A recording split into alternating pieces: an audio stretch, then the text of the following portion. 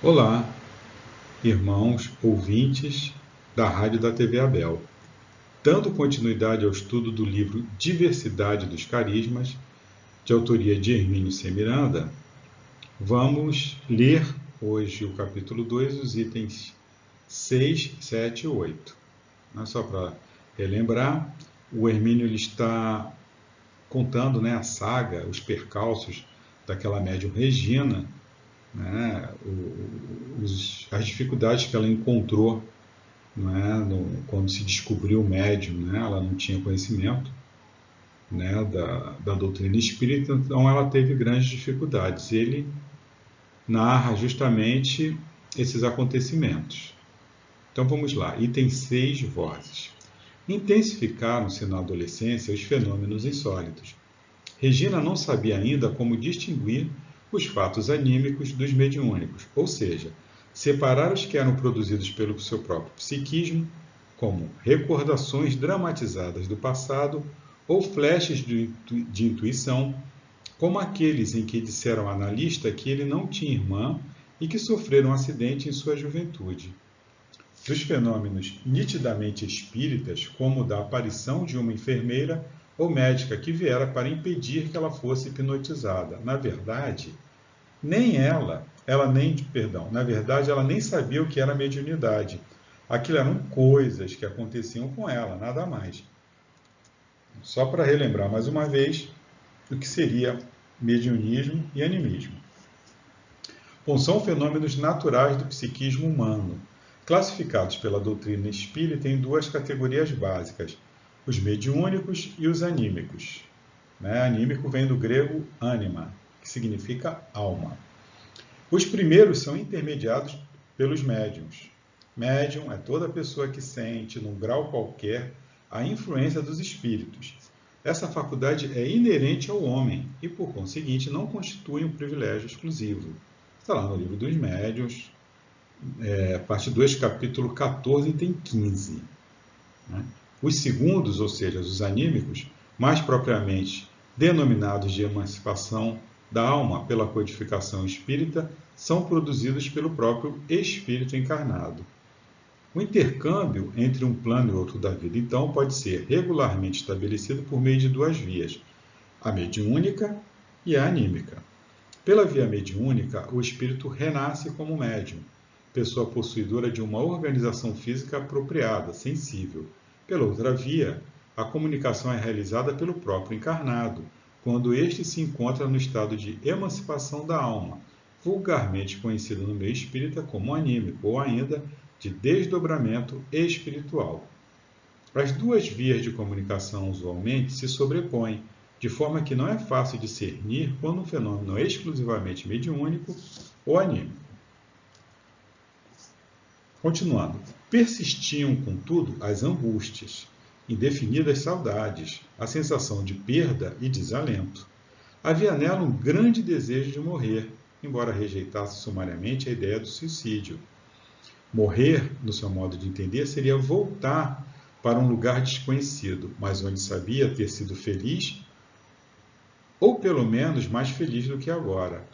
Uma das saudades era identificável, a de um amor que ela sabia que tinha e estava em algum lugar desconhecido, mas não menos real. Com frequência, essas crises existenciais desaguavam em inexplicáveis choradeiras e desesperos, e ela chegava a ficar acamada e febril por alguns dias. Como explicar e entender aquela confusão mental?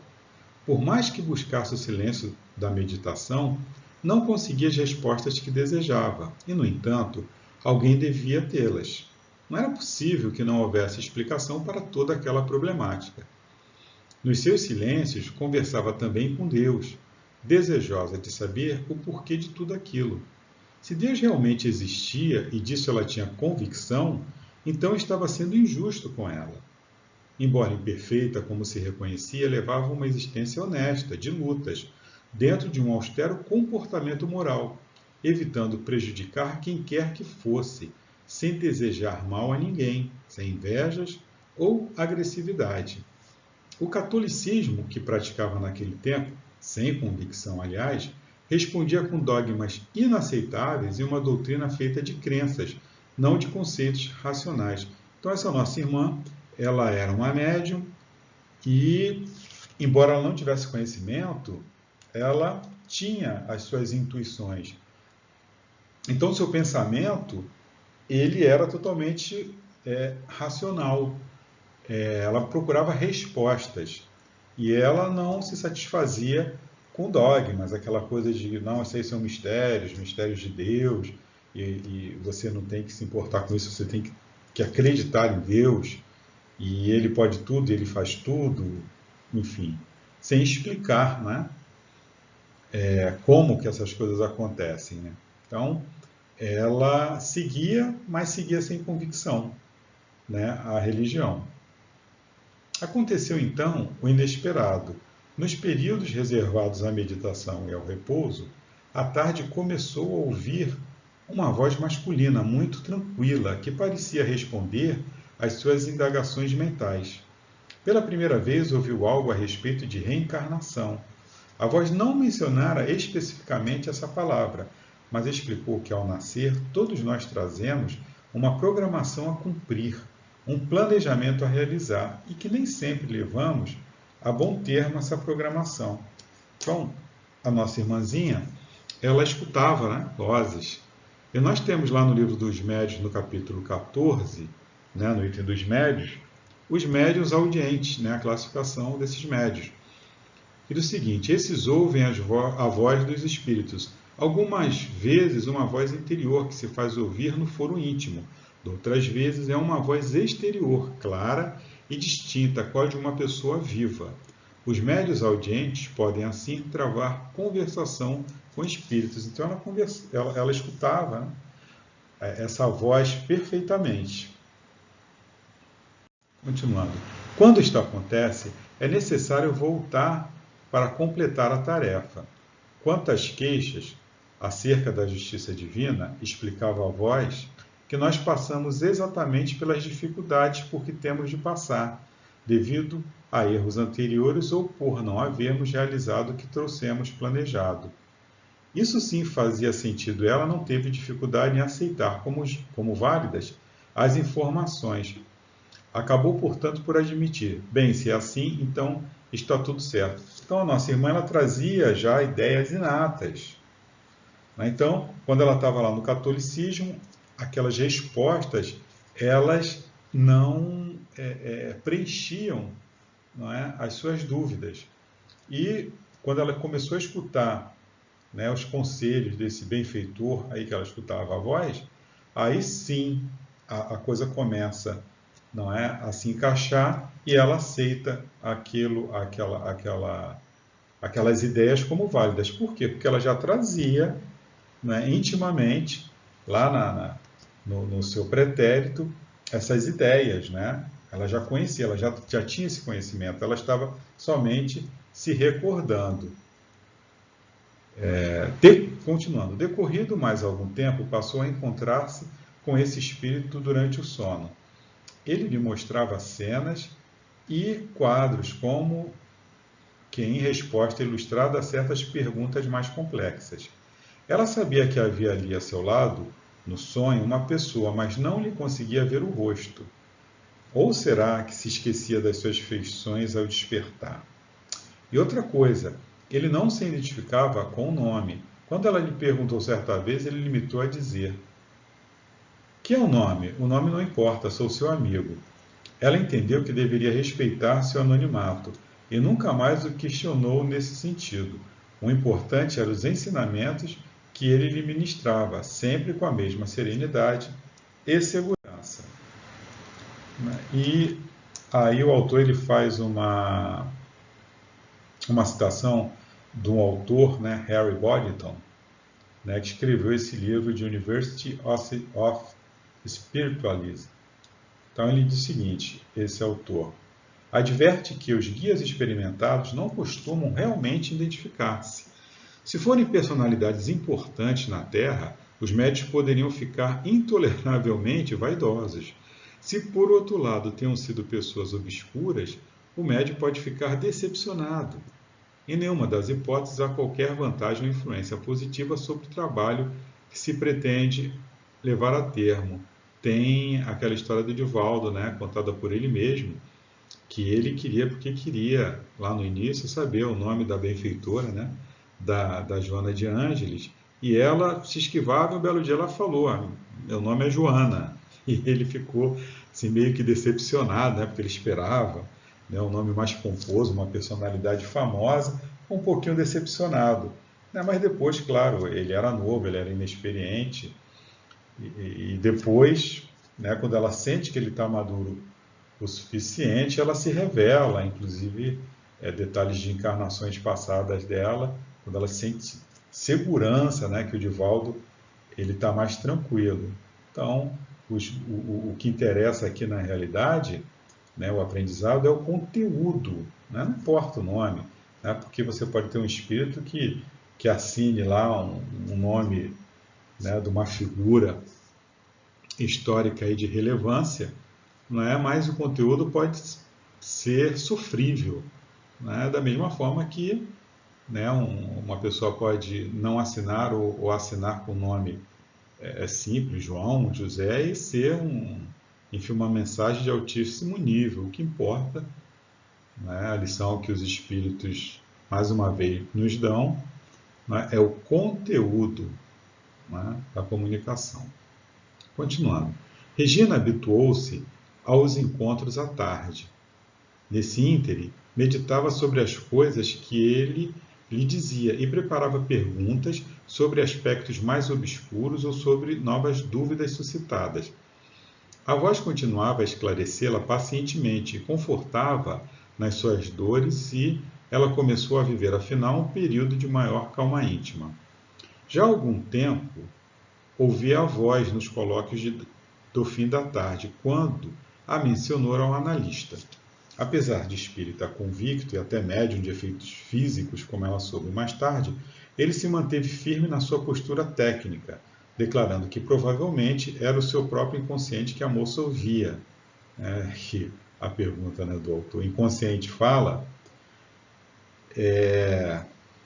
essa postura, né, profissional desse irmão analista aí, é estranho, né? Porque ele, afinal de contas, ele tinha um conhecimento, né, espiritual, mas mesmo assim ele se segurava, né, né, enfim, na técnica da sua profissão, né, que ele tinha estudado, ele separava, né, ele era um analista, né, e dali para fora ele se permitia estudar o espiritismo e, né, até participar enfim, de experiências de efeitos físicos, mas ele poderia uma pena, porque ele poderia aproveitar esse conhecimento, né, e ajudar os seus pacientes. Uma pena que não tenha feito isso, né, não tenha aproveitado esse cabedal de conhecimento para poder ajudar os seus pacientes, porque essas questões aí do inconsciente, se você não tiver a chave da reencarnação, né, para poder estudar lá no nascedouro tudo que afeta, né, porque nós somos afetados pelo nosso passado. É evidente que tem situações que pertencem a essa encarnação, né, traumas, etc., mas tem coisas que são realmente, elas já vieram, né? Você já trouxe, veio junto com o pacote, né? É o caso típico dessa paciente aqui. Mas, enfim, não sei se na época, né, dessa consulta aí que ela fez, não tinha os estudos, né? Hoje eu acredito que os profissionais, se forem profissionais que tenham contato, conheçam, ou sejam seguidores, eu acho que a postura seria diferente. Continuando. Como seria isso possível, no entanto, se a voz lhe dizia coisas desconhecidas e às vezes até contrárias ao seu próprio modo de entender? Por outro lado, a voz tinha características próprias, entonações peculiares e adotava uma técnica expositiva cujo mecanismo ela não entendia como a da projeção de imagens e cenas vivas. Então, essa entidade, ela fazia projeção de imagens. Né? Então, como que seria, né, um inconsciente dessa criatura, né, projetando imagens que ela não conhecia, enfim. Em suma, tinha uma personalidade aquela voz, estava obviamente ligada a uma individualidade autônoma, diversa da dela, com um acervo de conhecimentos muito acima do seu, serenidade e equilíbrio que ela estava longe de possuir.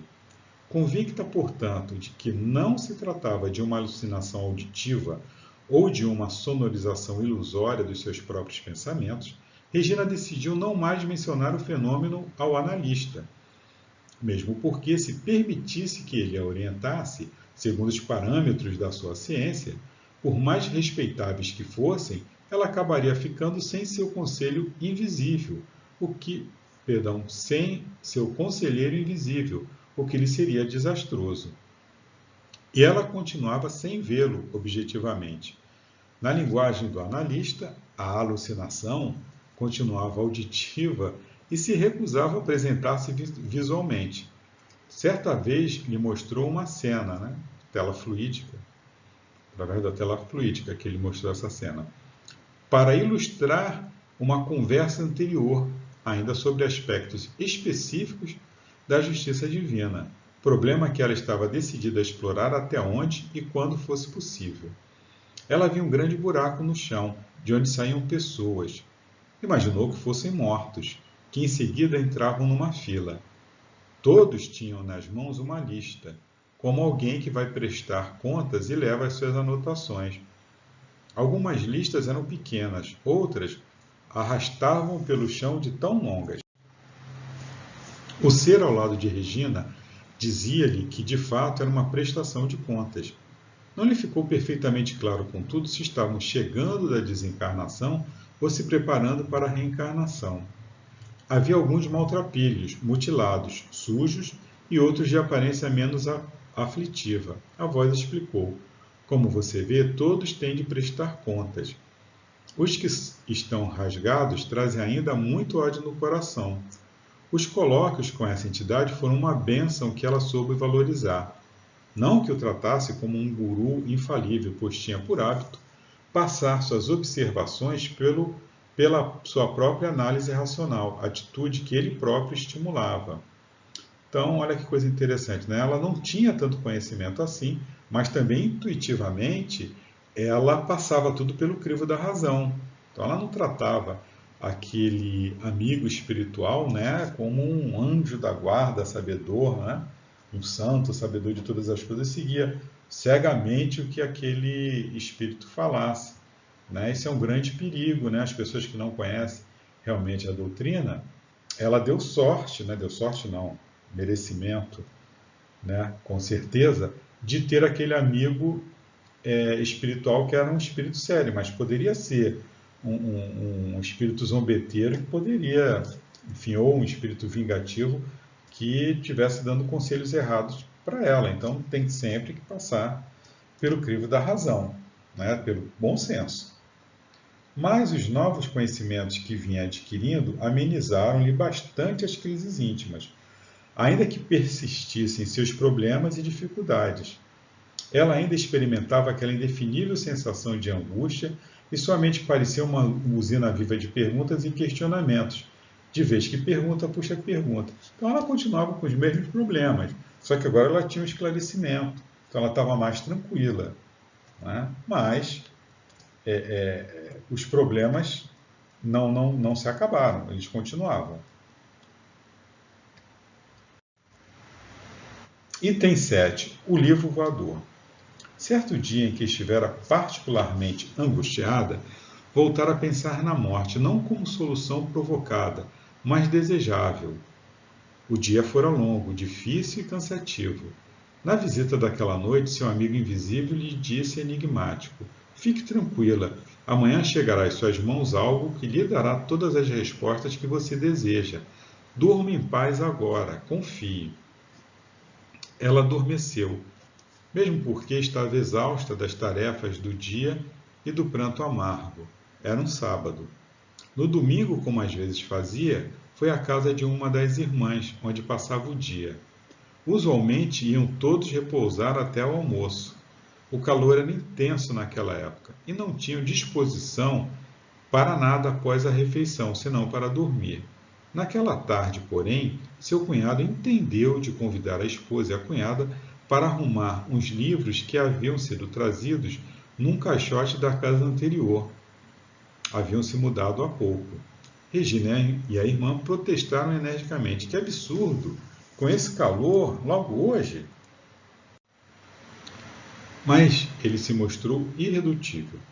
Era preciso fazer a arrumação, mesmo com algum sacrifício. As moças seguiram resignadamente para a garagem, embora com direito a justos resmungos. Sentiram talvez que seria injusto deixá-lo trabalhar sozinho. Como dono da enchente, ele se sentou junto ao caixote de livros, a mulher ao lado e a cunhada mais adiante. Ele ia retirando os volumes e passando para elas, que os examinavam sumariamente para uma classificação preliminar. Estavam ali já há algum tempo, quando um livro soltou-se das mãos dele e aterrissou no colo de Regina, que reclamou: "Poxa, irmão, cuidado aí, tá?" Como caíra aberta, ela teve a curiosidade de correr os olhos pelo texto para ver do que tratava o livro voador. Achou interessante o que leu. Virou o livro para ver o título: O que é o Espiritismo? Então, o livro que acidentalmente, entre aspas, voou, caiu no colo da nossa irmã. Evidentemente que a espiritualidade amiga estava por trás desses acontecimentos. Então, foi justamente o que é o Espiritismo. Né? É uma obra, sempre atual, útil aos adeptos da doutrina espírita, como também àqueles que desejam conhecer a natureza do Espiritismo e a definição dos seus pontos fundamentais. A lógica e o bom senso de Kardec aí se evidenciam, desconcertando os negativistas e clareando as indagações dos que acreditam e aspiram à vida superior. Esse livro ele se divide em 3 capítulos. O primeiro, sobre a fórmula de diálogos com um crítico, um cético e um padre.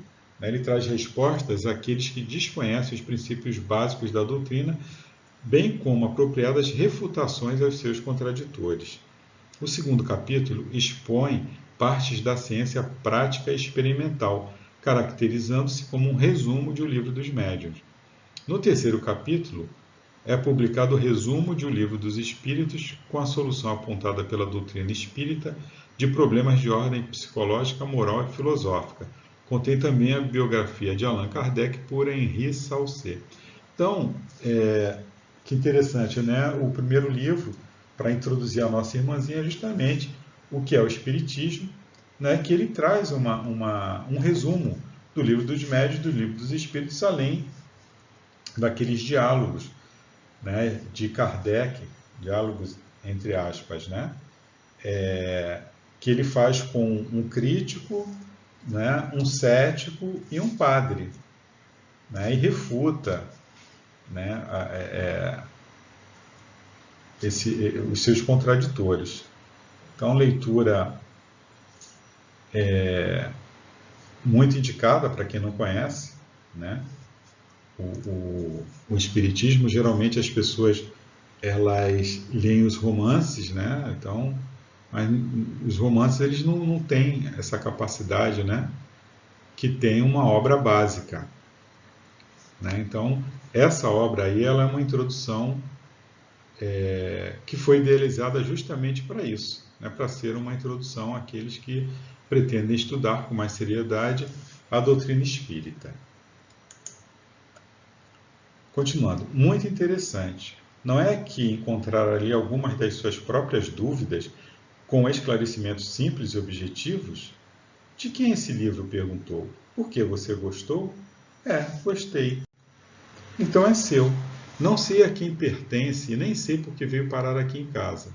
Não é preciso dizer que o cunhado de Regina mostrou-se subitamente desinteressado de dar prosseguimento à tarefa, teve um súbito ataque de bom senso e admitiu que o melhor era mesmo parar com aquele serviço. Então, na realidade, eles só foram ali justamente para ela encontrar o livro. Depois da tarefa feita, o cara caiu em si, né?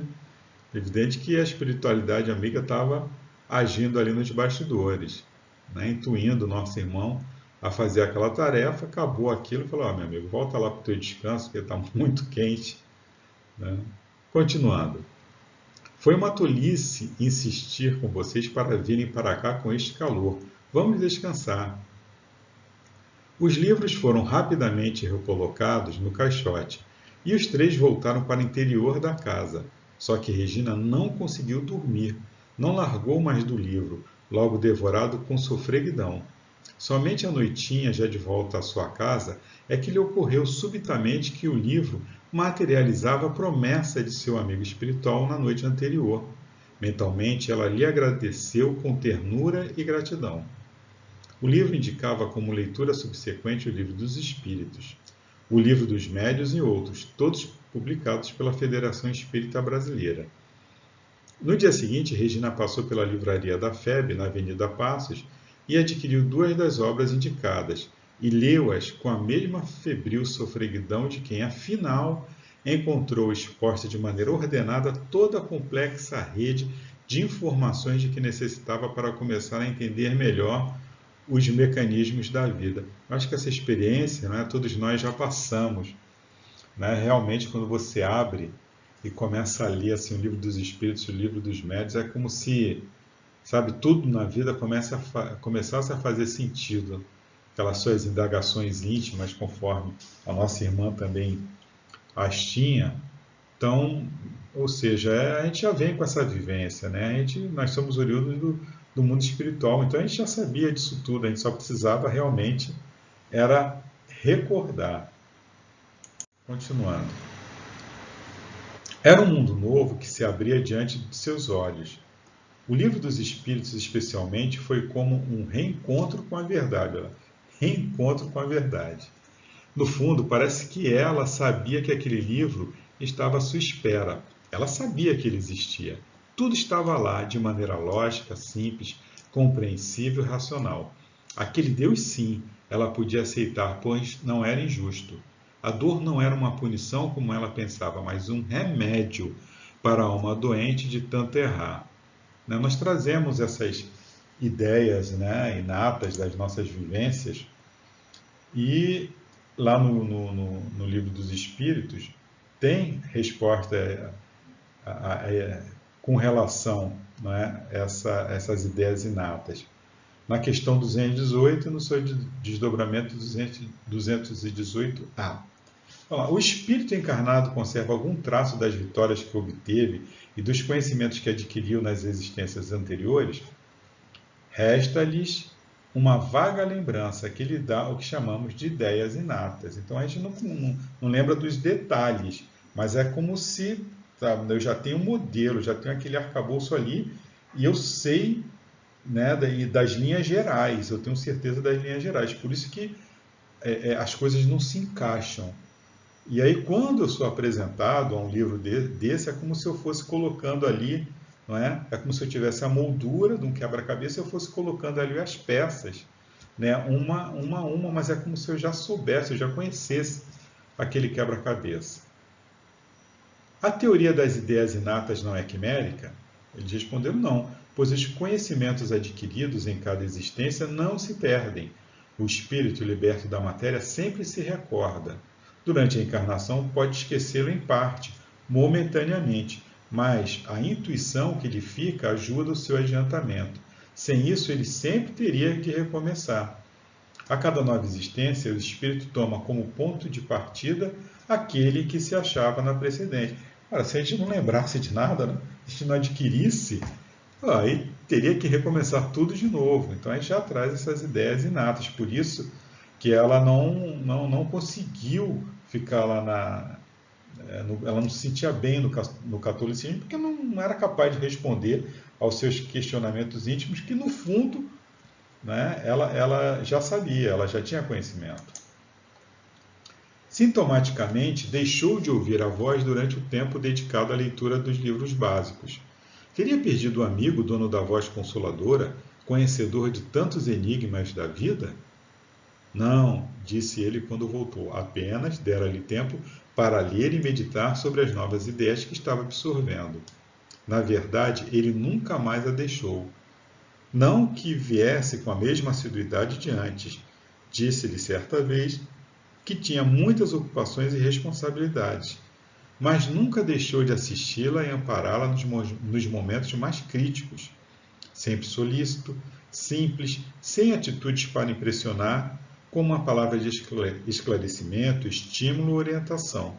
Explicou-lhe ainda que agora ela dispunha de melhores conhecimentos e, além do mais, ele não podia interferir em seu livre-arbítrio, dado que, como todos nós, ela precisava assumir as responsabilidades pelos seus atos e conquistar o mérito dos seus acertos. Então, esse amiguinho ele pôde ajudá-la naquela fase inicial, né, onde ela estava novamente recordando, né, todo aquele seu conjunto de conhecimento que ela já trazia, então ela precisava dessa ajuda para relembrar. Então, eles introduziram ali o que é o Espiritismo, ela foi e comprou o Livro dos Espíritos, o Livro dos Médiuns, ele deixou, né, porque isso aí ele tem que deixar, o livro está aí justamente para isso, para ela estudar, ela tem que ter um mérito, né? Ela tem um livre-arbítrio, então ela tem que se esforçar, ela tem que ler, ela tem que, né, fazer o esforço necessário, ela tem que ter o mérito, né, dos acertos dela. Então ele não podia também ficar interferindo toda hora, olha, lê esse capítulo, lê de novo, lê isso aqui, olha, isso aqui é assim, assim, assado. Né? Ele deu lá o caminho das pedras para ela e, enfim, e ela acabou por responder. Muitas vezes, né, nós temos essas ajudinhas também, alguns livros, né, algumas indicações, né, determinadas situações que acontecem conosco que nos ajudam. Né? Com certeza a espiritualidade amiga aí ajudando, né, na nossa caminhada. Esse discretíssimo amigo espiritual foi mais uma presença do que uma pessoa concreta. Cerca de 20 anos depois, ela diria que só o viu 4 vezes. A primeira no início e logo após a leitura dos livros de Kardec. Regina descreve-o como uma pessoa de elevada estatura e esguia. Apresentava-se vestido com uma túnica singela meio vazia. Né? Isso aí é um estilo de vestuário, né, daquela, né, túnicas que se usava lá na Grécia, em Roma, né, que se assemelha a um cone ou possui esse formato de cone, abotoada na frente. Quando o viu pela primeira vez, ele trazia um livro nas mãos. É o meu instrumento de trabalho, explicou ele. Era um exemplar do Evangelho. Ele e também outra entidade muito querida que mais tarde se manifestaria a ela, somente ocorrem nos momentos de crise momentos de crise excepcionalmente aguda ou quando decidem tomar a iniciativa para comunicar-lhe algo decisivo em relação à sua programação espiritual. Em tais casos, ela sente abrir-se um canal que conduz a um caminho luminoso que passa por uma espécie de túnel. É por ali que vêm os pensamentos deles. Quando um deles vem visitá-la, é por ali que o vê chegar e regressar. Regina os considera os amores muito queridos de várias e remotas existências, e que, adiantando-se na trilha evolutiva, estão sempre atentos, velando por ela dos elevados planos em que vivem. Sem que todos os seus problemas estivessem resolvidos, por um passe de mágica estava agora mais esclarecida acerca deles, bem como dos fenômenos que continuavam a ocorrer. Então, aquilo que nós falávamos, né?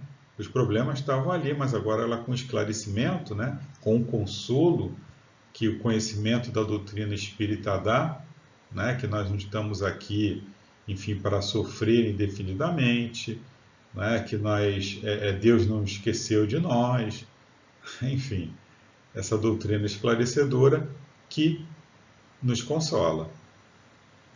Sabia ela agora que se chamava mediunidade ao conjunto de suas faculdades e que cada uma delas tinha a sua classificação no quadro geral e uma função específica. Isto queria dizer também que, sendo médium, ela viera incumbida de uma tarefa e precisava desempenhá-la a contento. Que iria dizer um dia, numa daquelas dramáticas prestações de contas, né, se não atendesse aos compromissos que certamente assumira? Lembra que uma vez o irmão espiritual lá mostrou uma cena para ela das pessoas que saíram de um buraco e tinham lá uma lista de coisas, né? Então isso ficou grafado nela, na sua mente. Ela pensava nisso, né? Mas por onde começar? A quem recorrer? É o que veremos a seguir. Então, agora no item 8, o susto e a primeira psicografia. Lembrou-se, nessa altura, de uma conhecida sua que se dizia espírita. Procurou-a para uma conversa e relatou-lhe o que se passava com ela. Após ouvi-la, a senhora lhe disse que tinha uma irmã, médium, que dirigia um centro. Se Regina quisesse, poderia pedir ao guia da irmã para conceder-lhe uma consulta e dizer-lhe como proceder. Sem nenhuma experiência de tais práticas e não tendo a quem mais recorrer no plano físico, Regina concordou com a proposta e aguardou com certa expectativa a consulta. No dia indicado, encontraram-se no local pré-estabelecido, sendo logo avisada pela sua companheira, algo desconcertada, que infelizmente não daria para fazer a consulta na residência da irmã conforme ficara combinado. A outra tivera de ir ao centro para alguma tarefa inadiável e inesperada, e era lá que Regina seria atendida. Inexplicavelmente, a mudança de planos causou certa inquietação à consulente. Teria preferido a consulta particular, que não a exporia mais do que o necessário. Não havia, contudo, como recuar, por isso seguiu em frente, a despeito dos seus temores. O centro funcionava em um bairro muito distante. Depois de longa viagem de ônibus, saltaram e seguiram por um caminho estreito, ladeado de capim e arbustos. Crescia a inquietação de Regina. Algo não estava bem naquilo, mas ela atribuía tal sensação às reservas com as quais considerava a prática espírita em geral, sobre a qual ouvira comentários um tanto desairosos. Caminharam um bom trecho até chegar à casa onde funcionava a instituição. Sua companheira adiantou-se e entrou primeiro. Regina a seguiu. Mal transposta a entrada, viu-se aturdida em frente a um enorme grupo de pessoas que se agitavam ritmadamente, em ambiente esfumaçado, no qual se misturavam o odor acre do charuto e dos defumadores. Os agitados bailarinos vestiam-se de branco. O ritmo dos instrumentos era ensurdecedor. Mesmo assim, Regina ouviu nitidamente uma voz interior que lhe dizia imperiosa: vá embora. Volte para casa imediatamente. Não havia tempo a perder. Essa experiência que a Regina passou é interessante, porque eu passei uma experiência muito parecida, né? Eu tinha conhecimento, né, da doutrina espírita, né, através dos livros da minha avó que ela lia. Enfim, quando ela desencarnou, minha tia ia jogar os livros fora e eu falei, não, né, tinha carinho pela minha avó, então não joga fora não. Eu peguei, levei para casa, um belo dia eu peguei um deles, li, enfim, e estou aqui. Mas eu senti a necessidade de frequentar, né, um centro espírita. E, morando no Riachuelo, eu peguei a lista telefônica na época, né? Quem não sabe, os jovens que porventura estejam escutando, que nós já tivemos lista telefônica, né? Era um calhamaço, né, imenso, e você ali procurava. Enfim, eu procurei, né, ali por perto, nas imediações, centros espíritas, e achei uns 3. Selecionei 3 que eram próximos ali da minha casa. Na época eu morava na Filgueiras Lima, e um não atendeu, né? O outro era um nome bacana, né? Agora não me lembro perfeito, mas era Caridade, Jesus. Falei, opa, esse aí me interessa, é nesse aqui que eu vou. E aconteceu a mesma coisa. Eu cheguei lá, tinha umas pessoas na entrada, eles me cumprimentaram, me deram boa noite, e eu, que sou assim meio desligado, entrei assim no ambiente. Quando eu entrei, que eu vi, falei, não era bem isso que eu estava pensando. Então as pessoas estavam lá de branco, tinha uma pessoa sentada no trono, né, já ficou me encarando, também parecia, eu não escutei, né, porque eu não tenho essa mediunidade, né, eu não escutei voz nenhuma, mas alguma coisa me dizia que era para eu sair dali, realmente não era, né, a respeito, né, eu acho que o bem, né, desde que você esteja disposto a fazer, ele vai em qualquer lugar, independente da nomenclatura, mas não era realmente aquilo que eu procurava, eu já até tinha, né, algumas experiências aí, passado por catolicismo. Minha avó, ela foi uma nômade, né, em termos de religião. Tinha uma época que ela frequentava a igreja católica, eu ia lá com ela. Aí outra hora ela frequentava messiânica, igreja messiânica, estava eu lá com ela. Umbanda, aí também, vamos lá na Curimba. E tinha esse conhecimento, né? E no final das contas ela parou ali no espiritismo, né? Sossegou ali, mas aí eu já estava crescido, não acompanhava mais. Acompanhava para fazer companhia mesmo, mas não era por interesse, não tinha interesse nenhum em religião naquela época, né? Mas sabia o que acontecia, então respeitava aquela coisa toda, mas não era o lugar onde, com certeza, eu ia ter as respostas, como no caso da nossa irmãzinha, né? Ou seja, eram minhas ideias inatas, né, que estavam ali falando mais alto. Continuando. Como uma mola comandada por irresistível força, ela virou-se e saiu porta fora, só para deixar claro. Eu liguei, né, para terminar a história, eu liguei na próxima vez e para a casa de Abel e atendeu, né, e acho que foi o Brito na época que atendeu. E aí a primeira coisa que eu perguntei, escuta, é de mesa branca? Né? Aí o Brito respondeu, não, que nós seguimos Kardec, a doutrina de Kardec, ele é todo sério, né? Falei, não, então é esse que eu quero. E, enfim, estamos aí, né? Deixaram entrar, aqui estou. Mas continuando. Como uma mola comandada por irresistível força, ela virou-se e saiu porta fora, com toda a pressa de que era capaz, quase correndo. Sua companheira saiu-lhe no encalço, preocupada, gritando pelo seu nome e pedindo-lhe que parasse. Mesmo que o desejasse, ela não conseguia deter os passos e logo adiantou-se tanto que a mulher desistiu de detê-la ou de segui-la. O problema agora era encontrar o caminho certo entre os inúmeros atalhos mal traçados pelo meio do mato. Conseguiu, contudo, chegar esbaforida ao caminho principal. Na verdade, não sabe ao certo como conseguiu safar-se daquele labirinto.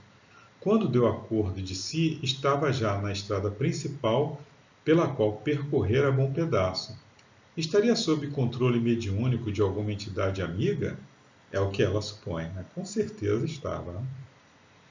Ficou ali por algum tempo, até que surgiu um ônibus e ela o tomou de volta. Só então pôde fazer uma avaliação mais serena da situação. Sentia-se arrasada, desconcertada e com um sentimento de vergonha, e principalmente confusa. Estranha angústia invadiu-a e as lágrimas começaram a correr-lhe. Se para ser médium precisava fazer aquelas coisas, então ela não queria ser. Chegou em casa ainda perturbada e confusa, e sem saber o que fazer a seguir. Não tinha uma tarefa a realizar? Seria aquela a única maneira de desempenhá-la? Um pouco mais calma, lembrou-se de que afinal ela também era médica e poderia tentar naquela emergência, e era uma emergência, receber uma orientação de seus amigos espirituais. Estranho que não havia antes pensado nisso. Deixara-se talvez empolgar pela aparente segurança e experiência da sua conhecida que se oferecera para levá-la à irmã. Mesmo porque esta já era médium experiente e habituada, segundo parecia, ao trabalho do aconselhamento.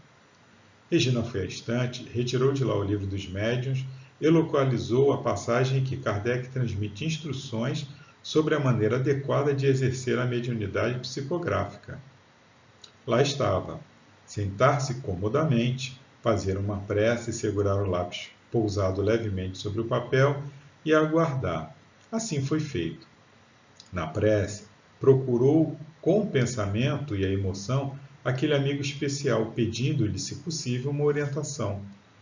Se ela era médium, queria servir, sentia-se honrada com o mandato e julgava chegada a hora de dar início ao trabalho. Mas por onde começar?